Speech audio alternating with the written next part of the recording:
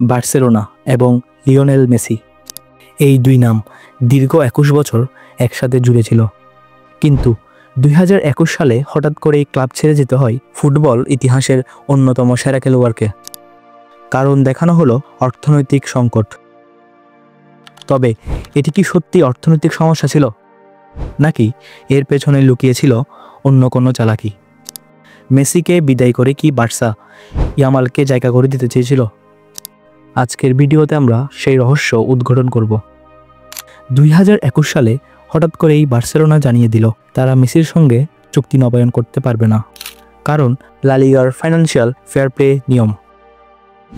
কিন্তু আশ্চর্যের বিষয় হলো এরপরও বার্সেলোনা কোটি কোটি টাকা খরচ করে নতুন খেলোয়াড় কিনেছে। তাহলে কি শুধু মেসির বেতনই তাদের সমস্যা ছিল, নাকি পরিকল্পনা ছিল অন্য কিছু?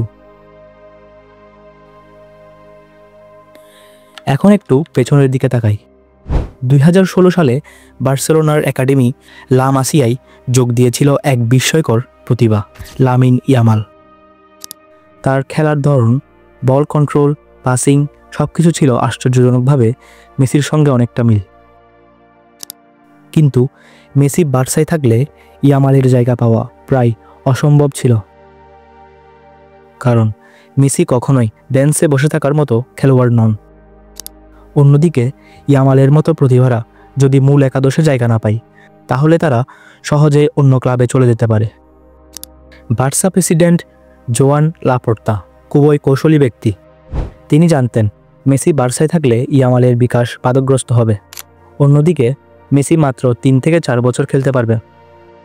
কিন্তু ইয়ামাল যদি ঠিকমতো গড়ে ওঠে, তাহলে সে আগামী 15 বছর ক্লাবকে সার্ভিস দিতে পারবে। তাহলে কি লাপোর্তা ইচ্ছে করেই মেসিকে বিদায় করে ইয়ামালের জন্য জায়গা তৈরি করেছেন? মেসি থাকলে হয়তো ইয়ামাল এত দ্রুত সুযোগ পেত না। বার্সেলোনা হয়তো অর্থনৈতিক সংকটের কথা বলে মেসিকে বিদায় দিয়েছিল, কিন্তু বাস্তবে এটি ছিল ভবিষ্যৎ পরিকল্পনারই অংশ। তারা জানত ইয়ামাল যদি উঠে আসে, তাহলে সে ক্লাবের জন্য দীর্ঘমেয়াদে বড় সম্পদ হয়ে উঠবে। তবে প্রশ্ন রয়ে যায়, একজন কিংবদন্তিকে এভাবে বিদায় দেওয়া কি ন্যায্য ছিল, নাকি এটাই আধুনিক ফুটবলের বাস্তবতা?